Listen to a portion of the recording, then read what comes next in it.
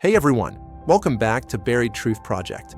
Today we're diving into one of the biggest business failures in American history, the fall of Blockbuster and the rise of Netflix. This isn't just a story about video rentals. This is about how an $8 billion company with 9,000 stores worldwide was completely destroyed by a startup they could have bought for $50 million. The lessons from this corporate catastrophe are more relevant today than ever. Before we begin, make sure to hit that subscribe button and turn on notifications so you don't miss any of our deep dives into business disasters and incredible true stories. All right, let's jump in. Let's start with Blockbuster at its peak, because understanding how dominant they were makes their fall even more shocking. In the late 1990s and early 2000s, Blockbuster was everywhere. If you grew up in America during this era, you remember the blue and yellow stores on every corner. Friday nights meant driving to Blockbuster, walking the aisles, arguing with friends about what movie to rent, grabbing popcorn and candy at the counter. It was a ritual, a cultural experience. At its peak in 2004, Blockbuster had over 9,000 stores worldwide and 60,000 employees. The company was valued at $8 billion. They were making billions in revenue every year. They completely dominated the home video rental market with over 25% market share. They had won the video rental wars, crushing smaller competitors. Blockbuster seemed invincible. But here's what most people don't know. Blockbuster's business model was built on one thing that customers absolutely hated: late fees. Blockbuster made about $800 million per year just from late fees. That's right, $800 million from punishing customers who returned movies a day or two late. If you forgot to return your video on time, you'd get hit with fees that sometimes cost more than the rental itself. Blockbuster deliberately made these fees high because they were incredibly profitable. But this created massive customer resentment. People hated Blockbuster's late fees, but there was no alternative, so they paid them anyway. Now let's talk about Netflix, because their origin story is directly connected to Blockbuster's biggest weakness. In 1997, a man named Reed Hastings had an idea. According to legend, Hastings had rented the movie Apollo 13 from Blockbuster and forgotten to return it for 6 weeks. When he finally returned it, he was hit with a $40 late fee. He was so angry that he started thinking, what if there was a video rental service with no late fees?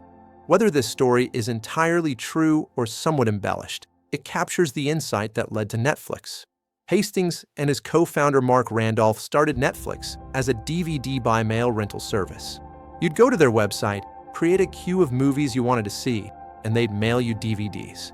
When you finished watching, you'd mail them back in a prepaid envelope. No driving to a store, no late fees, just a simple monthly subscription. When Netflix launched in 1998, they weren't an immediate threat to Blockbuster.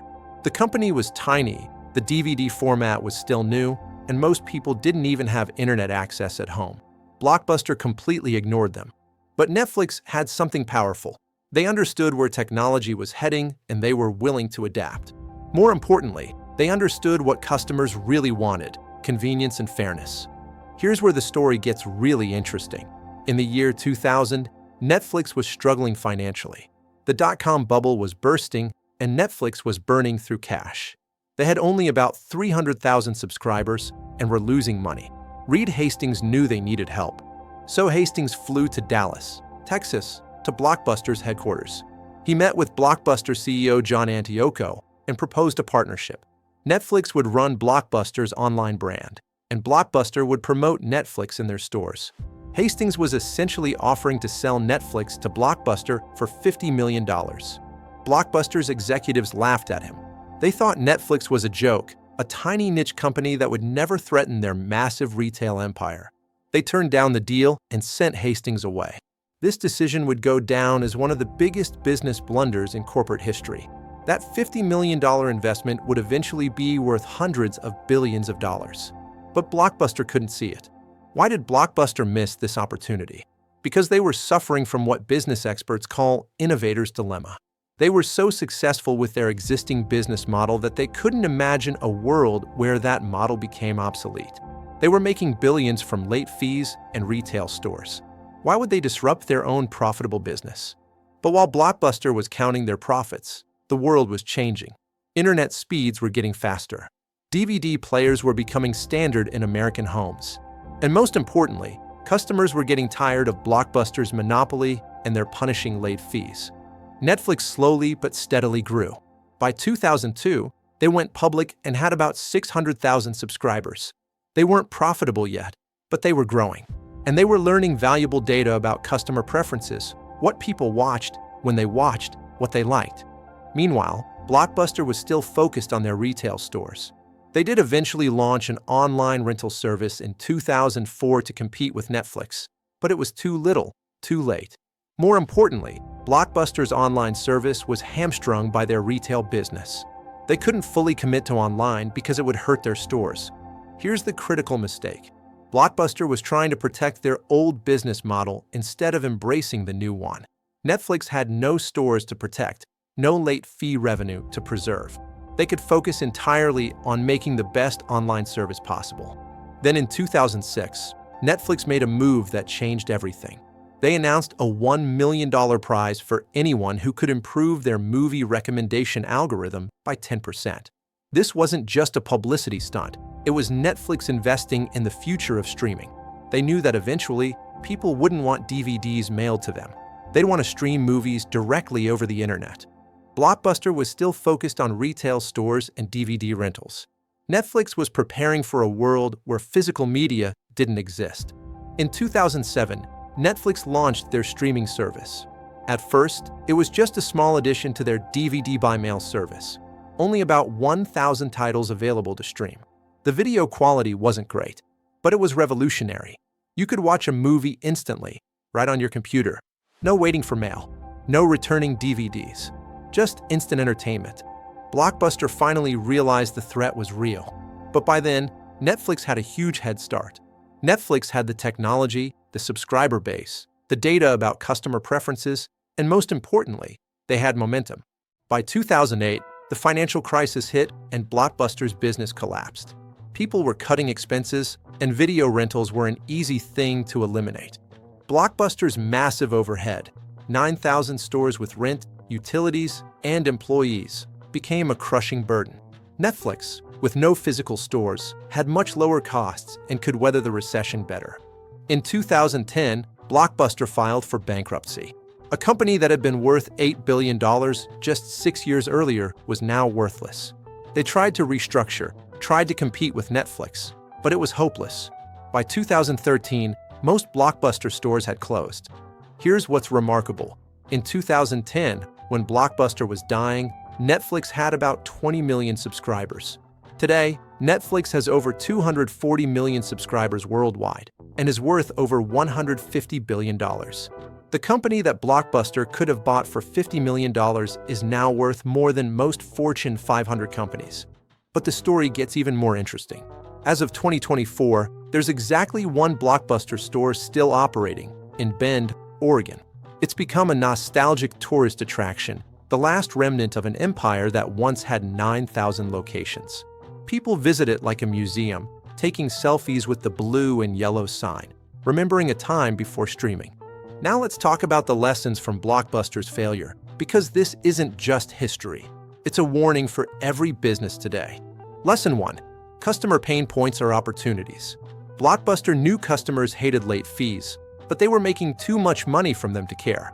Netflix saw that pain point and built an entire company around solving it.